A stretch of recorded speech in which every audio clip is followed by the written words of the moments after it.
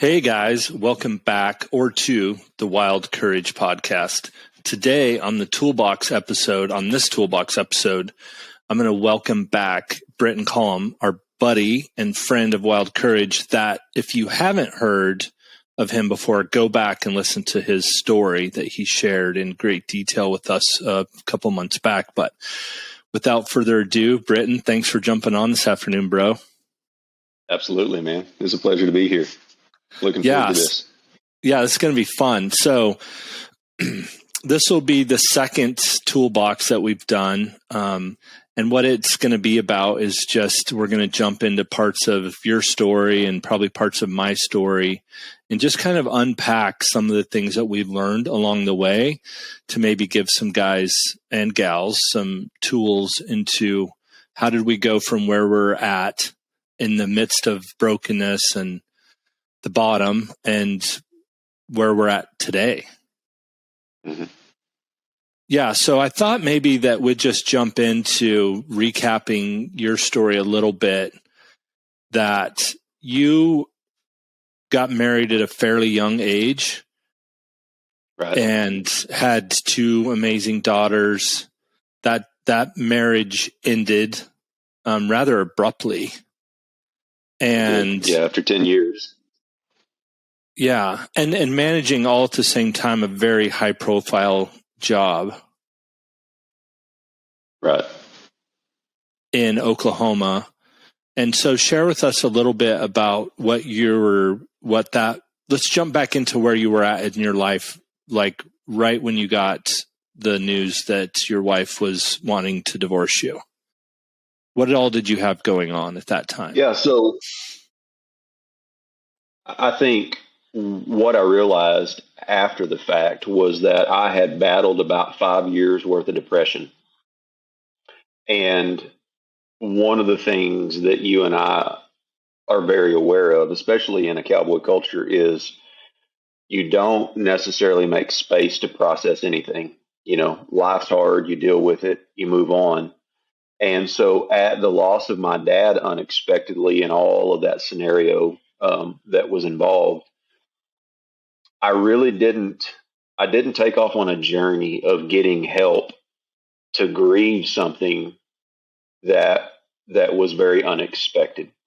And so what ended up happening is when we don't process pain, the worst of us begins to creep into our relationships. And I had known that the marriage wasn't very good. I had been asked a couple times to consider counseling, and had finally gotten to the point where I had agreed to go to counseling, had an appointment set up, but then went to a horse sale, and coming back from that was met with the word divorce, which had never come up in conversation prior. And so that whole scenario just sent me. Yeah, it was a bit of a left field scenario. Right. Knew it was challenging. Wasn't in denial about it. Didn't feel like it was working. It didn't feel like we were connecting. But the word divorce itself had never been uttered. And so when that occurred, there was a measure of security that just really got jerked away from me, because even, you know, you and I have talked about this a couple of times. There's an inherent sense of loyalty with which we commit to, right? Our word is our bond, almost, is the mantra of a cowboy culture. And so the consideration to check out or not keep fighting to make something work just was not part of the radar. So for me, I'm like, I didn't know what to do with that. And really had gotten to a place, I think, Jeremy, where that ask took me to my knees in a way that nothing else had before. I mean, the unexpected death of my dad was definitely, that had a toll on me for sure. But the fact that I was being entertained with a loss of relationship that wasn't terminal, with regards to death is a whole nother dimension of loss of relationship that just, and Scripture talks about it. God hates divorce because of the multitude of repercussions that happen within all the relationships that it's affected by. Yeah. And so it isn't that it's the divorce itself that religion will have us fall under shame in. It's the amount of hurt and the access that I think the enemy loves to work off of and begin to cause us to second guess and what did I do wrong? Where did I fail it? You almost excessively hyper own all the circumstance that just led to it's not working right now. And so for me, at that request and starting into counseling, I was at a point where I'm like, somebody help me. Yeah, I think that too, for me, I never ended up getting divorced, but as you know, my story came very close with Mary. To be honest with you, and the level of brokenness that I was when we were in that season, a lot of the thought of divorce had to do with my own ego of like, I promised myself that I was not going to be the one that got divorced, coming from, a long line of divorces with my dad being married a bunch of times and my mom 3 times, my dad 4 times. That also was a part of this whole thing that's like hit my pride of like, damn it. I thought I was going to be the one that made it. Right. And also kind of going back to what you said early on of like, there's something about growing up in the cowboy culture of like, remember when you're little and you're crying, your dad's like, come here and I'll give you something to really cry about. Like there's this very early on, like, don't show emotion, grin and bear it, grit it out. It's a long way from, if I heard it's a long way from your heart one more time, like I literally broke my leg one time and my dad's like, it's a long way from your heart. You'll be all right. And I'm like, broke my femur bone. You know what I mean? Like I was in traction for a month, like, right. But growing up with that, it's a wonder why you don't want to deal with your freaking emotions, right? When we get older, it's like our whole life we've been trained to be like, especially in our culture of, agriculture, cowboy types, is you don't feel things. You're not supposed to feel things because it's a sign of weakness. If you show emotion or feel anything outwardly, it's a sign of it's a sign of weakness. So it's like we're kind of set up to, and then we have something like both of you and I share are the sudden loss of our fathers. Unexpectedly, my dad was only 66. How old was your dad? 65. Way too young. Like I figured another 10 or 15 good years of him horseback and doing the things he loved to do and helping, raise grandsons and granddaughters. So that whole world collided with that for both of us. It kind of like, what do you do with that? Like, I didn't know how to mourn. I still don't know how to mourn my father's loss. Yeah. I mean, there's moments where, I think that's part of the process too, of learning how to process emotion.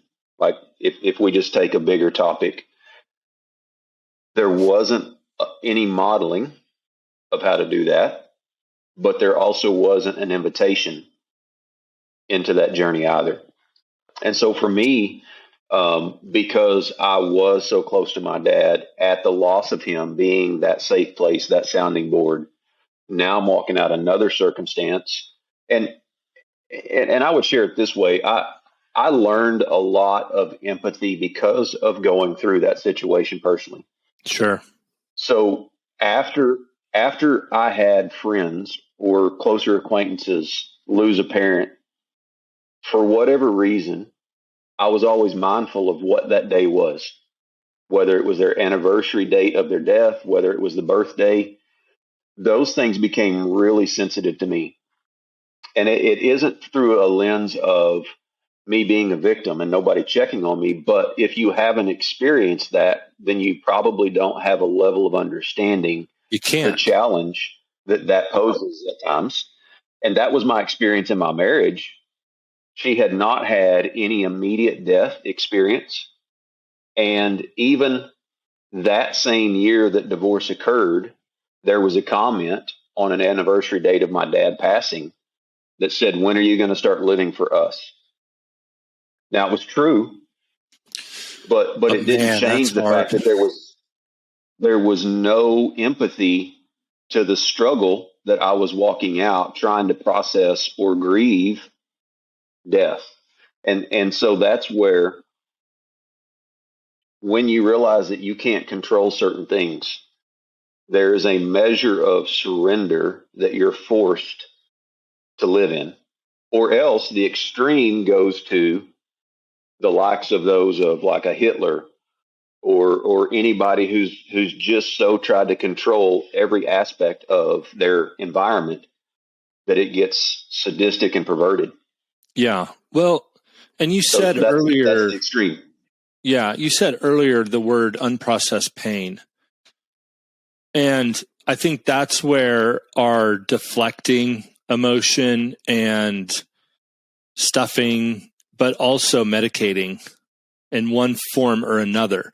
And when I say the word medicating, I think that's worth talking about, because I think a lot of people say, well, I'm not drinking to medicate my pain. So that box Right. is checked and they move on. And there's so many ways that you can anesthetize pain that has nothing to do with putting Mm-hmm. alcohol, a numbing agent, or an illegal drug into your body, right? I mean, we see it. You can disassociate. You can step back from relation. The walls can come up. You can become a workaholic. Like, I think what I see a lot of men in our culture do, that when they, you talk to guys, right? I'll go to a roping or something and be talking to a guy that I haven't seen since the year before. I'm like, hey, how's it going? And blah, blah, I heard your dad died. I'm so sorry. Because again, you and I know what that experience is. So our capacity for compassion for that guy who lost his dad is high. And you've probably ran into this too in our circles, but it's like, well, yeah, shit happens. And I'm like, whoa, that's a bigger deal than, yeah, shit happens. Like, your dad died. Right. And even if you didn't have a great relationship like you and I did with our fathers, there's some level of pain that is caused, because deep down, the possibility of redemption is taken away when a parent dies. So there's seemingly no room for reconciliation, which we're all longing for with our parents.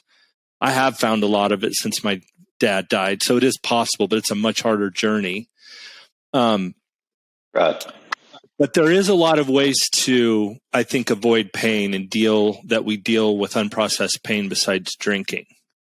Do you know of some other ways that happens that you see in the work you're doing now? Yeah, I mean, there are, like, if we just stay in the Western culture, I think it's super easy for people to justify when they have unprocessed pain. It doesn't even have to be a death in order for that to occur. No, not at all. That it's easy to go over here in a justification and say, well, at least I'm dedicated to this, whatever this may be. But we find a lot of times that it is the occupation itself, because Most there's always. so much identity related to what we're doing rather than why we're doing it, that we'll go over there and we'll pour ourselves into something that we have control of at the expense of processing something that we don't know we can get resolve around, because we don't know what the other person may or may not do. And so Yeah. it's that psychological subconscious, well, let me go over here and I'm going to devote myself to this, but it's lower risk. And specifically in the ag industry, Jeremy, you and I have had this conversation before. So many people, some of the most prominent horse people in the world, horse women and men, have had, and you've been able to interview a couple of them in their stories, there's been so much relational hurt in their childhood that horses bridge that gap for that connection point that we're all created for. That's right. We cultivate a skill set out of an unmet need. And it's a gift for sure. People can operate in their gift, but they're actually cultivating a skill set that we're all created for, which is connection. And it just so happens that we'll take it over here and we'll insert it into a horse because at least they won't talk back to us. Yeah. At least we don't feel judged. At least we. The risk, you said it, the risk is so much lower relationally with an animal. That's why I think the dog thing's crazy. You can't even go to the airport and get on an airplane without there being 6 dogs on your plane ride for emotional support, because there's no chance of, other than that dog dying, of betrayal or that horse dying, right? So it is, and then especially in our culture that we're talking about, the better you get at that, the more accolades that come, and the more buckles you get and the more money you win, it reinforces that to a point where there's no way out. And then what breaks my heart is to see that horse trainer who's on the backside of his prime, and you can't replicate the winning any longer, right? Because you've gotten passed by. And what does that guy do? That's why I'm really grateful for this journey too, is like, that's where I was headed. And now I go and these freaking 20-year-olds are just kicking my ass because I'm 50. You know what I mean? And they're doing things with a rope that I'm like, right, I didn't know you could do that. But man, I was headed that way. And I see guys that happens to all across the industry, right? We're talking about ag and, well, cowboys, especially in the horse world and in our background. And I get it. I know how they get there. I was headed there. I was there. I would betray. I'll tell you, I'll tell on myself.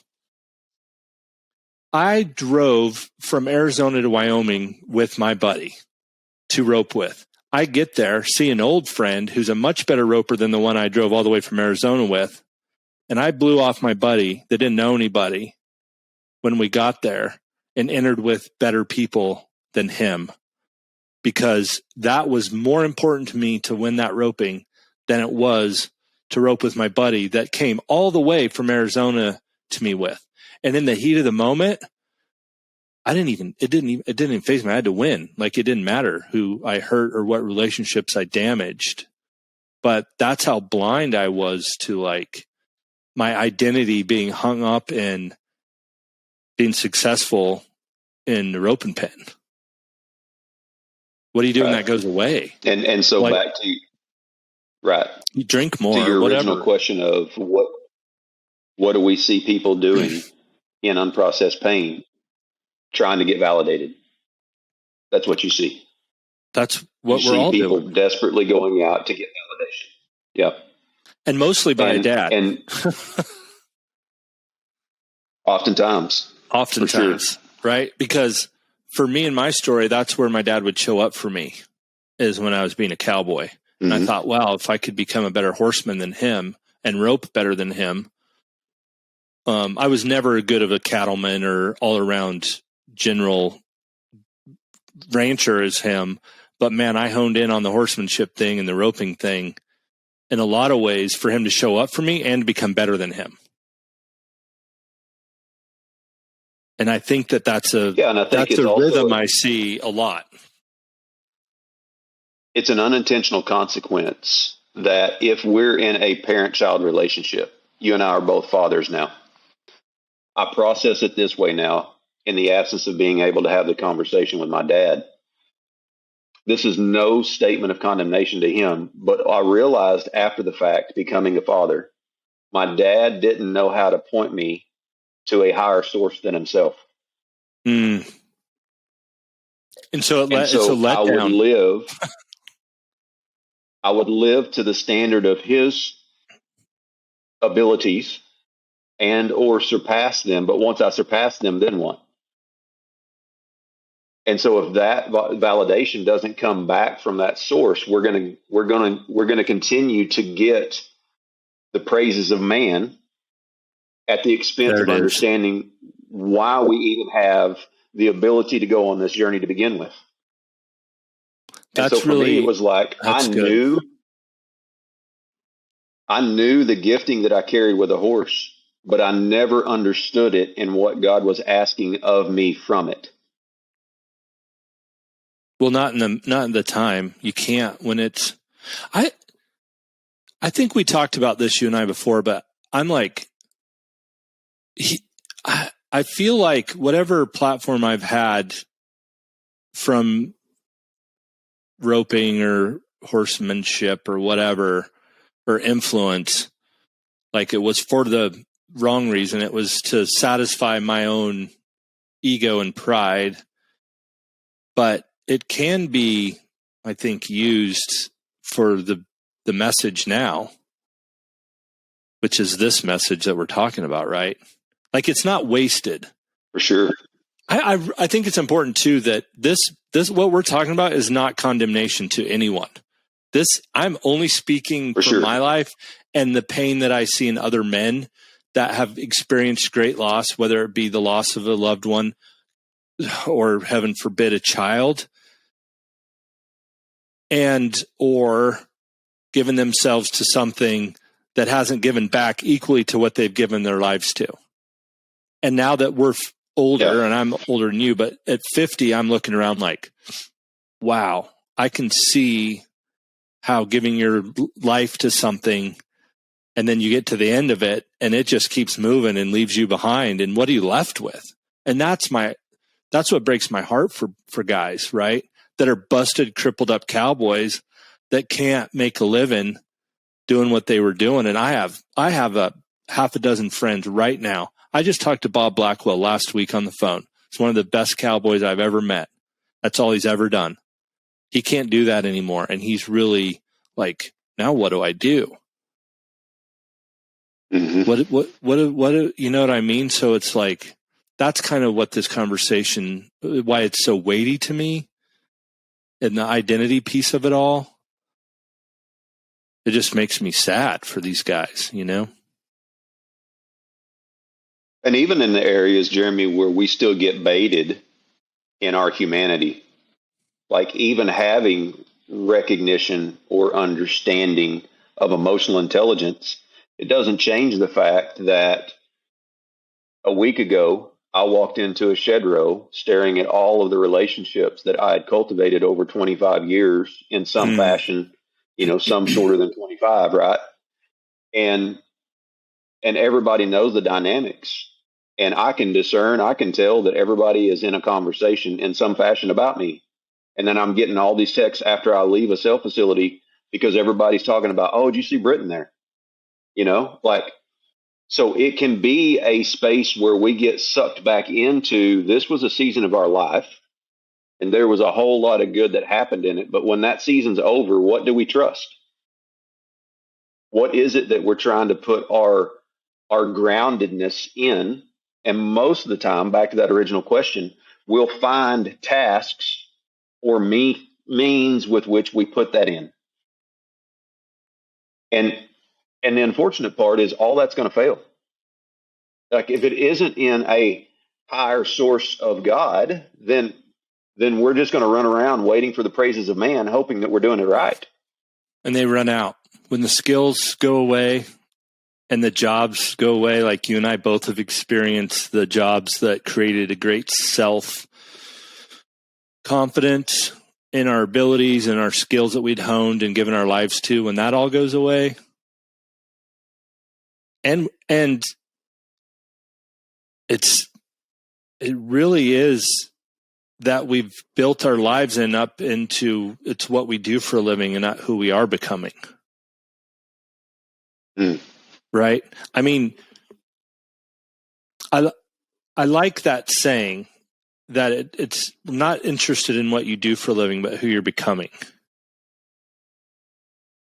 Because that all that stuff can go away. You get one bad horse wreck and get crippled and you can't do that anymore, then what? I hope you're good at rawhide braiding or something, right? Because right. we set ourselves up to fail, I think. Yeah, if our identity's coming from that, rather than that's what it being somewhere we're being used. Yeah, for sure. And I'm not saying don't be a cowboy at all. I know a lot of good cowboys that have this vertical relationship with God and their identities in Him, and they're very good at what they do, whatever that is, that involves a horse and a rope or vice versa. And they could walk away from it all tomorrow and it doesn't change their family dynamic and who they are. So I just want to make sure that the message isn't like, don't be a cowboy because it'll leave you broken and bitter. That's not at all what we're saying. It's just something I personally have struggled with in my life of losing it all. Right. And to that point, it's how do we make sure that what we're doing doesn't become the core foundation of who we are? Because we also, in the same conversation of tools, we're not meant to remain the same person throughout the duration of our life. And if we're not meant to remain the same person, then we're not going to be showing up in the same capacity, doing those things the way we once did them. We would evolve, hopefully, in more maturity. So it isn't the process of what we engage that we're coming against, but it is definitely the question of, are you doing that to get validation, or are you doing that because you feel like that's really where you're supposed to be? That's the season that you're in. And those are two completely different scenarios. Yeah, and that can be hard to determine that sometimes without really doing some soul searching and some time reflecting on, the question that all started for me was, why do I do the things that I do? Why do I show up this way in these circumstances around people? Why? Why do I do that? And that was the beginning of the journey for me. And it was like, oh, that's heavy. Yeah, that's not necessarily a lot of good, fun fuzzies came out of that season of asking myself that hard question. But 10 years later, there's a lot of fruit from it, but it's a lot of work too. For sure. Right. Well, I just think it's I thought about this a couple of different times too, is there, if you think about the distance with which the Queen of Sheba sailed around the world to show up and with her own eyes see what Solomon was doing in his excellence, what type of invitation do we have? Like, it's okay to want to actually do things with excellence. There's nothing wrong with that. No, it's when it turns into perfectionism that's where it goes sideways, which is something I've had to deal with big time, especially of having 3 boys, because I want everything perfect. Yeah. And I had to let go of that perfectionism and try to steward excellence.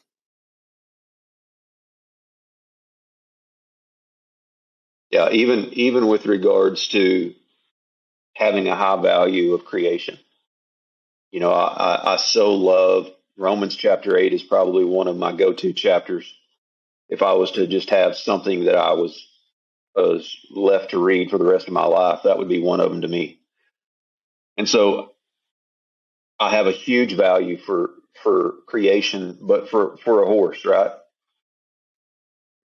But if that access point never invites anybody else to something greater than just an interaction with a horse, what's the point?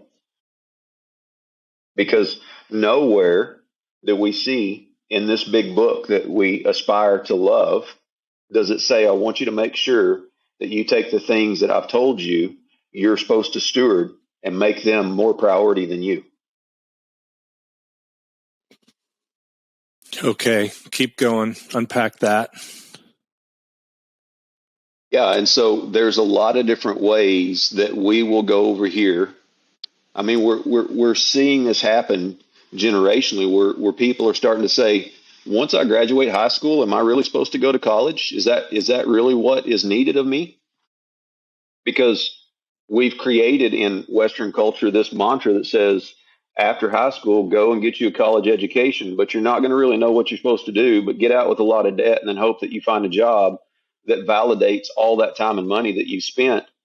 And that's just the path that we've created for success. And the thing that we haven't done, Jeremy, is that we haven't taught kids who they are and what they bring to the table with regards to their uniqueness and how that can benefit the daily lives of other people that they interact with. So we can go over here and we can say, well, I really aspire to whatever this is. If we stay in the horse lane, any prominent horseman or horsewoman, like, yeah, we can go over there. And the truth be told, if we get enough exposure to those people and they give us the ability to come alongside them, we're going to learn what they learn and we're going to build on that. And hopefully we surpass them. If they're a good teacher, we ought to be better than them. Yes. So then once you're better than them, then what?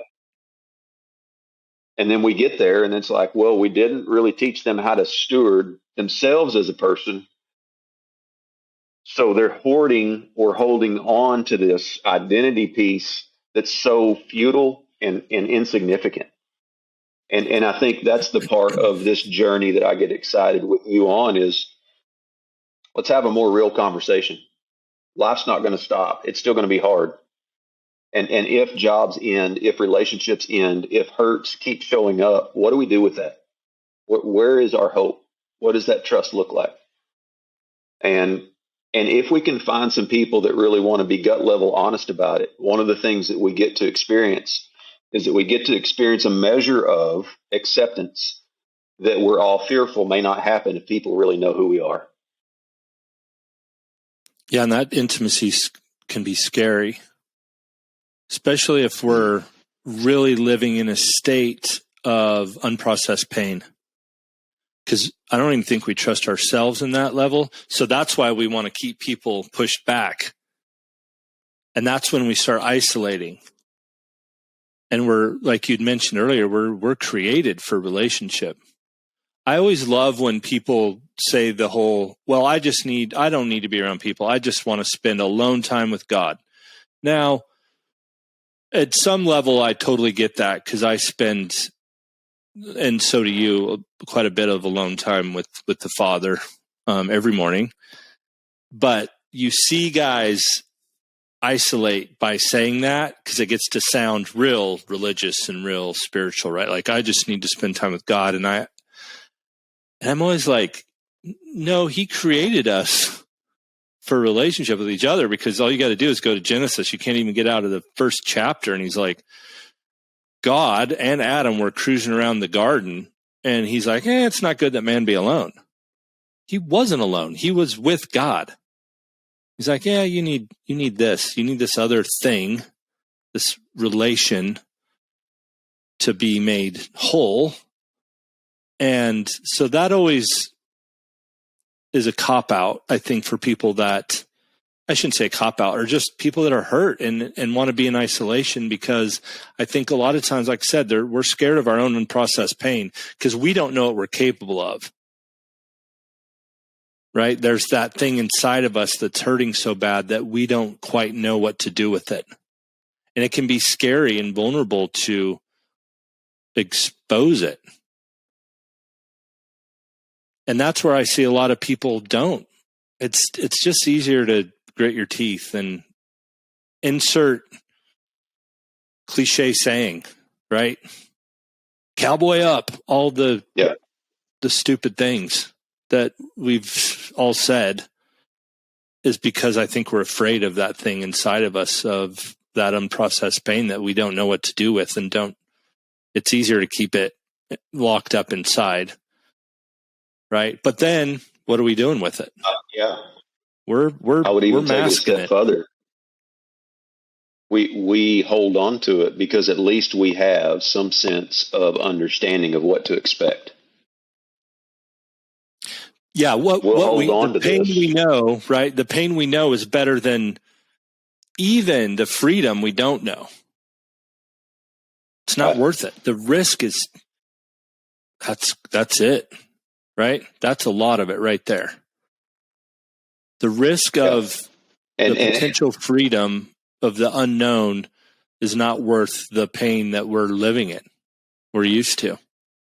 Yeah, this became one of, I've got several, right? But this became one of my life verses. Galatians 5:1 says, "For it's in freedom Christ has set us free. Let us no longer be burdened by a yoke of slavery." We have culturally created enslavement to pain and hurt, bondage. Like, we've tolerated bondage. We're used to it, and it's a slow burn. It doesn't happen overnight, usually, right? It's like some childhood stuff, and then you add on your first heartache from high school girlfriend to early 20 pain, and by the time you're 40, 35, 40, it's like you don't even know you're in bondage. And we've slowly learned how to medicate as it goes so that it is such a slow burn to get there. Like, I didn't wake up a full-blown alcoholic down drinking a handle of vodka a day. I didn't start out that way. The level of medication went up with the level of pain that I couldn't push down anymore.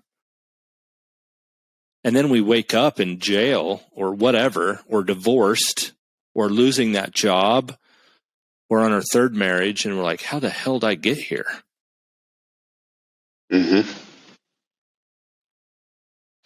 So the invitation is, well, let's stop and look around and maybe retrace our steps a little bit.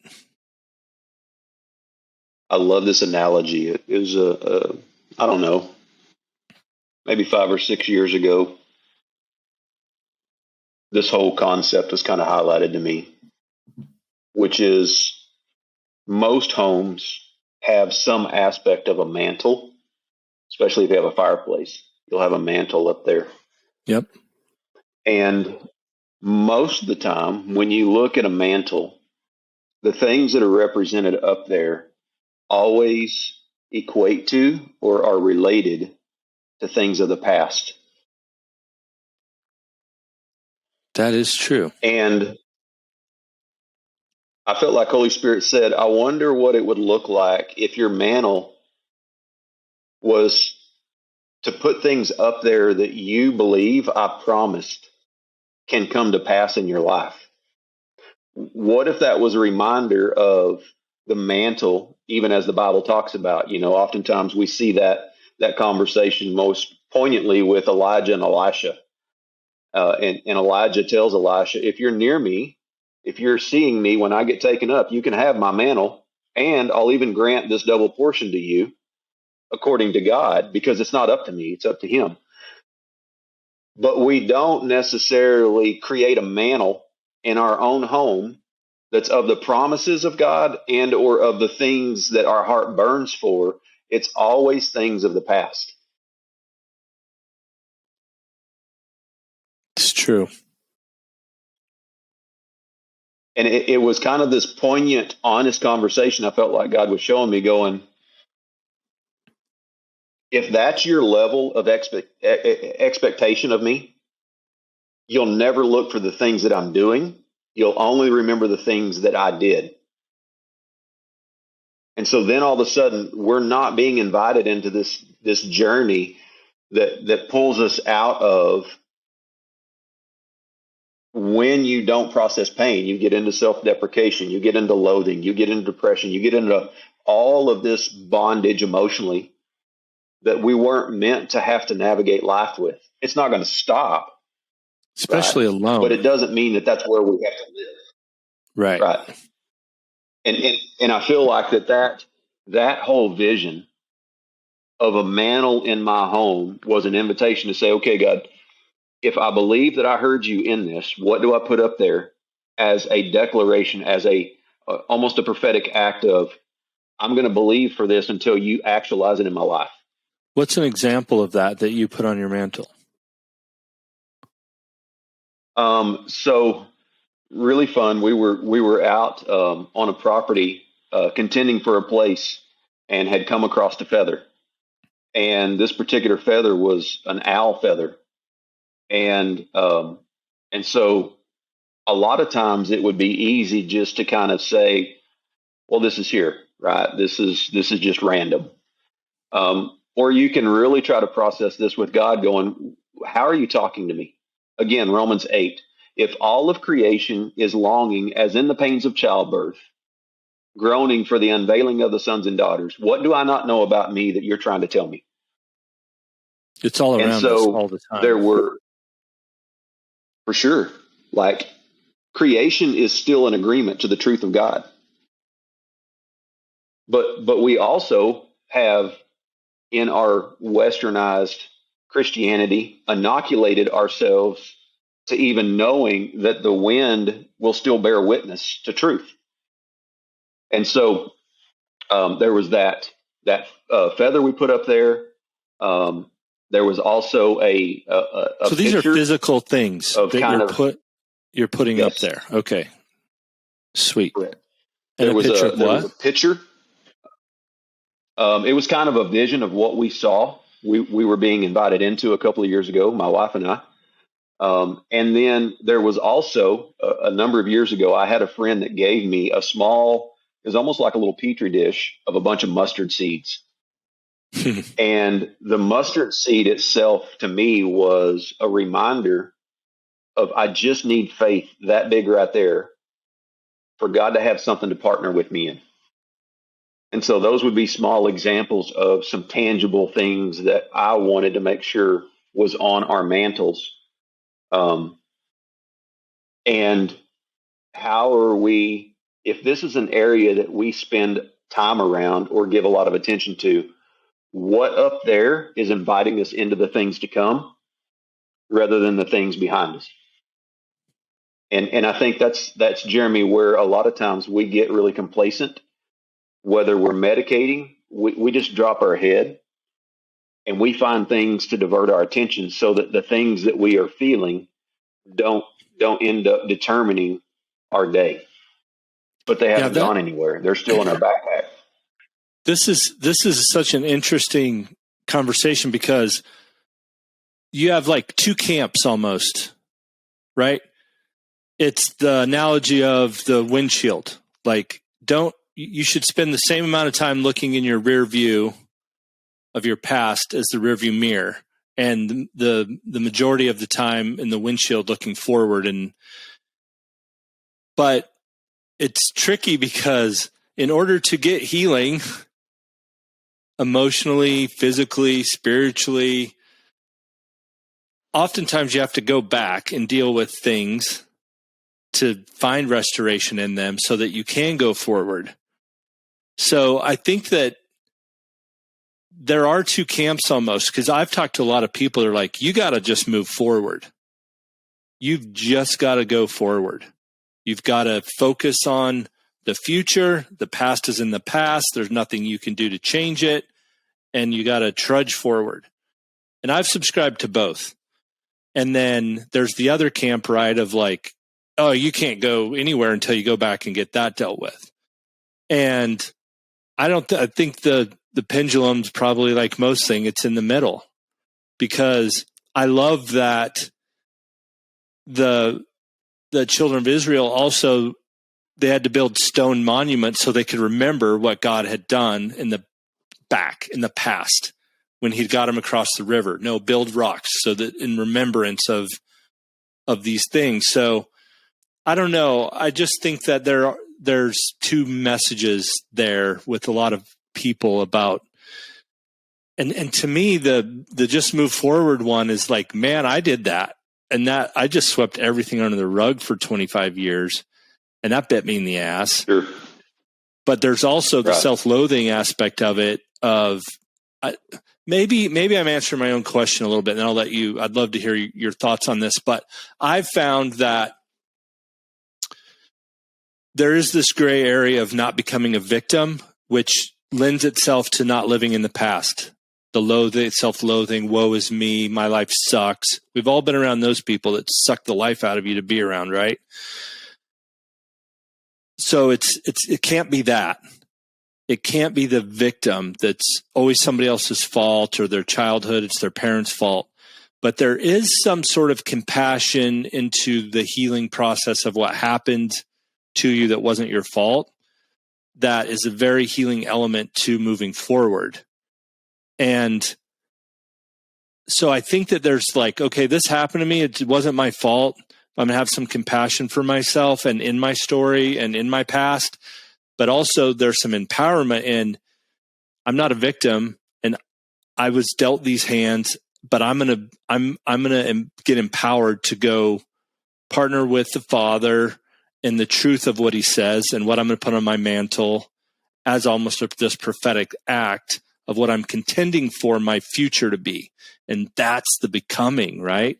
That's the journey.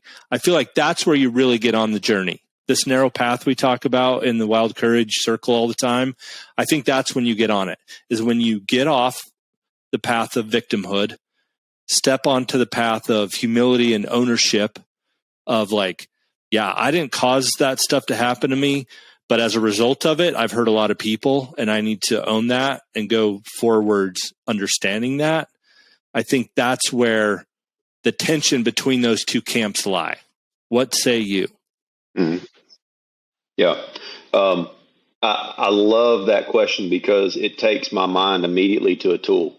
And the tool is this concept called a PVR triangle.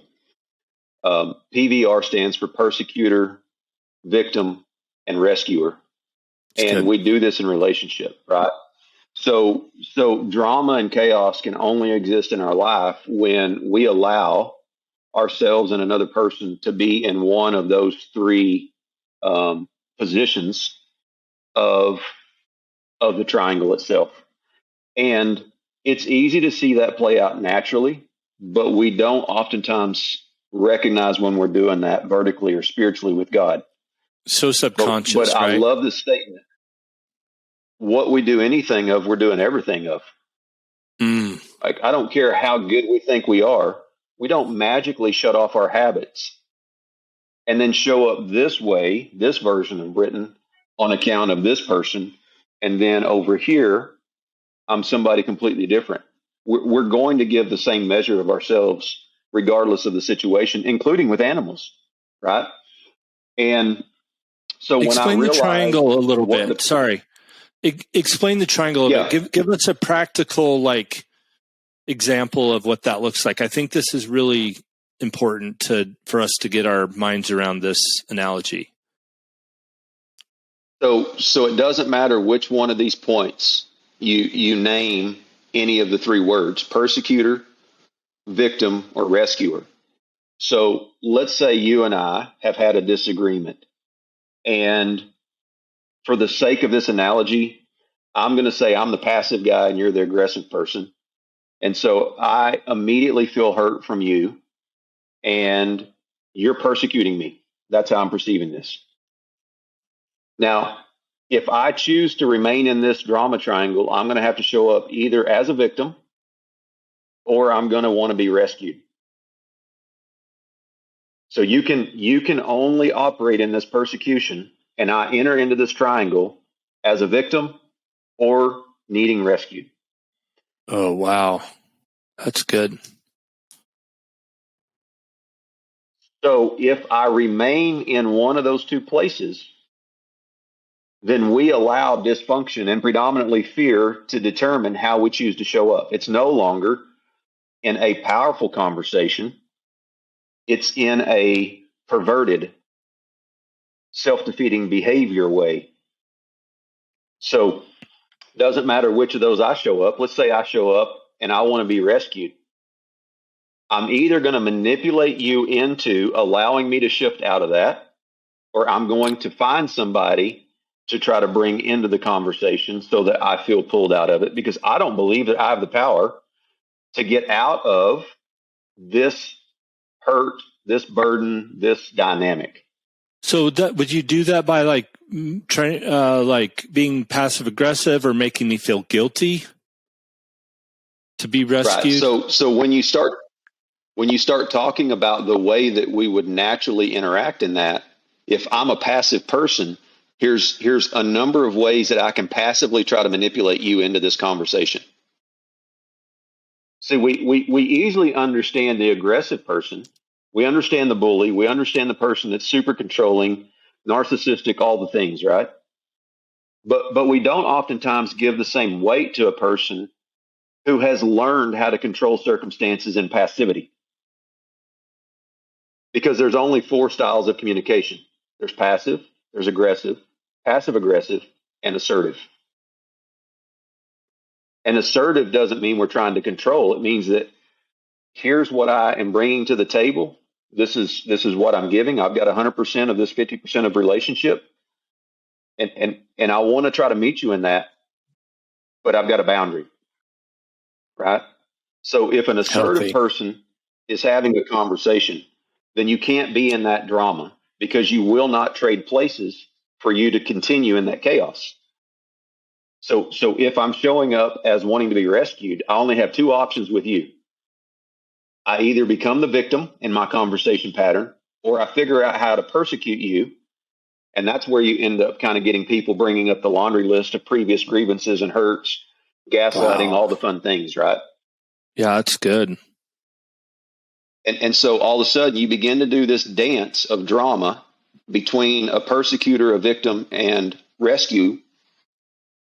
And we see this play out in toxic relationships all the time. It's super easy to understand. But what most people don't recognize is, again, what we do anything of, we're doing everything of. So we're playing this with God all the time. Wow. And I would say most likely this is subconsciously. Because you don't know what you don't know, right? So if this is resonating with anyone, I would say if the shoe fits, put it on. If it doesn't, don't. But this is the deep end of the pool, Britton. This conversation right here that we've been having, that you've been unpacking for us, this might hit some guys with some revelation of some traits in their relationships or how they communicate that hits pretty hard. I've been applying it to some circumstances I have going on right now. That's really good, and I didn't even know it. So there's tons of grace, right, for hearing new information that might fit. That shoe might fit really, really good, and it hurts to put on. Right. But man, the invitation is hope. I love this scripture in John. It says, greater fear, perfect love cast out fear, because fear has to do with punishment. Right? Oh, yeah. If you're feeling condemnation, then the enemy's pulling you into this whole PVR triangle, right? Like, it's such a bait spiritually. If you're feeling convicted, then you're going to have the grace to actually understand the way that you're giving up your power to something inferior. And so for me, Jeremy, when I learned this concept, it became so convicting to me that I realized how much I was blaming my God for all of these situations that I believed that he should have shown up in. Dang, and that's good. And in religion, if you were to read the story of Job, you would view it through a PVR triangle. All three of Job's friends and his wife tried to play the drama triangle with Job. That's right. They did. And the beauty of that circumstance, if you go all the way back to the front of the chapter, is that God never changed what he said about Job every time Satan showed up in the presence of the angels. And God instigated the conversation. He said, "Hey, Satan, have you seen my servant Job?"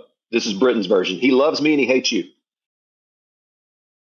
He fears God and he hates evil. That's his words. Every time, that's the same thing that God said about Job.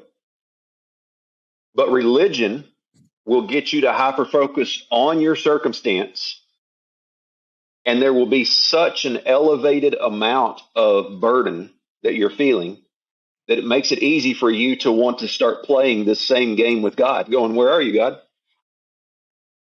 And the beauty in that story, to really kind of drive this point home, was that God never changed what he said. And at the end of it, when God shows up to Job and he says, stand up, I want to address you as a man, I would submit to you that God asked Job to get up out of this bait of self-deprecation and loathing so that he could be engaging in self-dignity.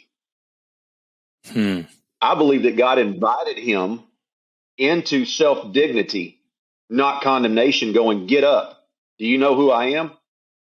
I believe it was more of, Job, your mind is really, you're in such a tender spot to succumb to temptation because everything that you've known has been touched and torn away from you.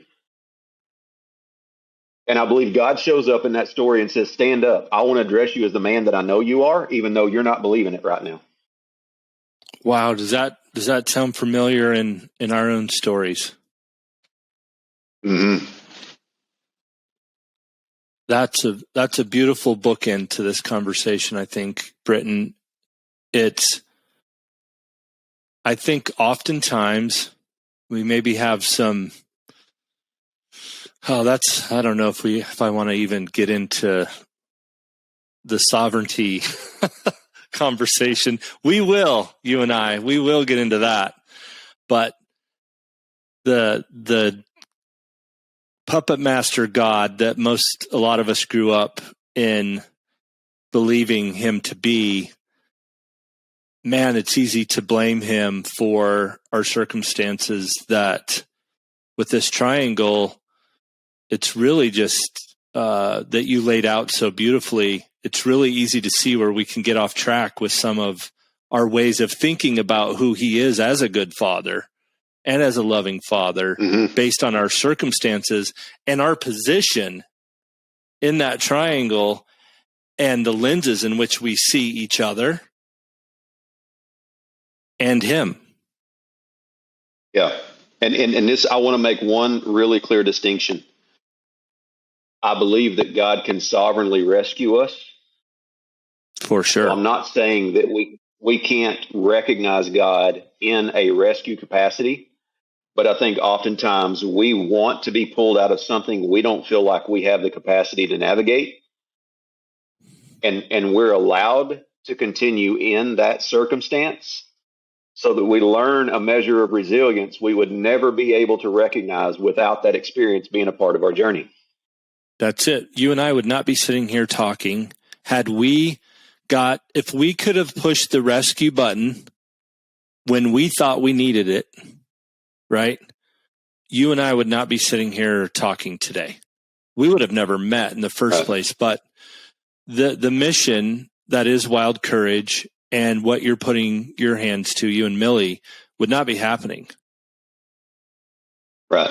And I don't think that God caused these painful journeys that we've been on, but man, has he sure turned them around for good. Mm-hmm.